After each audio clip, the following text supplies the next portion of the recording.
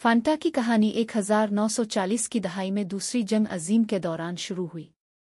इस वक्त जर्मनी में कोका कोला कंपनी की एक शाख काम कर रही थी, लेकिन जंग की वजह से अमेरिका और जर्मनी के दरमियान तिजारती ताल्लुकात मुनक़ते हो गए। कोका कोला का शरबत जो अमेरिका से दरामद किया जाता था बंद हो गया और जर्मनी में कंपनी के सरबराह मैक्स केथ को एक बड़ा मसला दरपेश था, वो अपनी फैक्ट्री को कैसे चलाएं। मैक्स केथ ने एक मुनफरिद हल निकाला। उन्होंने मकामी तौर पर दस्तयाब अज्जा को इस्तेमाल करने का फैसला किया। उन अज्जा में सेब के गूदे छीने, पनीर बनाने के बाद बच जाने वाला माए और दीगर फलों के अज्जा शामिल थे। उन्होंने एक नया मशरूब तैयार किया जो कोका कोला से मुख्तलिफ था, मगर फिर भी मज़ेदार और तरोताज़ा करने वाला था। जब ये नया मशरूब तैयार हुआ तो कंपनी ने इसका नाम सोचने के लिए अपने मुलाजमीन को मदऊ किया।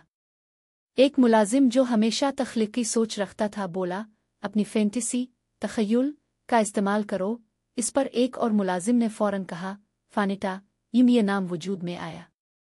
फानिटा को पहली बार 1941 में जर्मनी में मुतारफ कराया गया। ये मशरूब जल्द ही मकबूल हो गया क्योंकि जंग के दिनों में लोगों के पास ज़्यादा मशरूबात के ऑप्शंस नहीं थे। फानिटा एक सस्ता और आसानी से दस्तयाब मुतबादिल था। जंग के बाद कोका कोला कंपनी ने दोबारा जर्मनी में अपनी सरगर्मियां शुरू की और फानिटा को भी अपनी मसनूआत में शामिल कर लिया।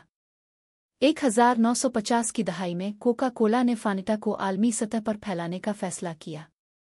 इस वक्त तक ये जर्मनी तक महदूद था, लेकिन 1955 में इसे इटली में संतरी के जायके के साथ मुतारफ कराया गया।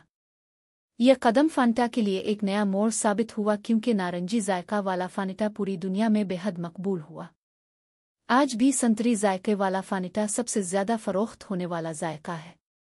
वक्त के साथ फानिटा ने कई नए जायके मुतारफ कराए, जैसे अंगूर, स्ट्रॉबेरी, अनानास और आम। मुख्तलिफ ममालिक में मकामी जायकों को मद्देनज़र रखते हुए मुनफरिद अक़साम बनाई गईं, जो हर जगह के लोगों के ज़ौक़ के मुताबिक थीं। फानिटा हमेशा से नौजवानों, तफरी और ताज़गी का ब्रांड समझा जाता रहा है।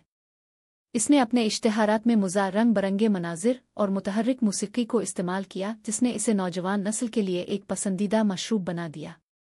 आज फानिटा दुनिया के 190 से ज़ायद ममालिक में फ़रोख्त हो रहा है और हर जगह लोग इसे खुशी और मस्ती के साथ जोड़ते हैं। ये सब एक जंग के दौर में पैदा होने वाली मजबूरी से शुरू हुआ, लेकिन आज फानिटा दुनिया के मशहूर तरीन मशरूबात में से एक है। इसकी कामयाबी की कहानी साबित करती है कि तख्लीकी सोच और हालात के मुताबिक खुद को ढालने की सलाहियत किसी भी ब्रांड को दुनिया भर में कामयाब बना सकती है।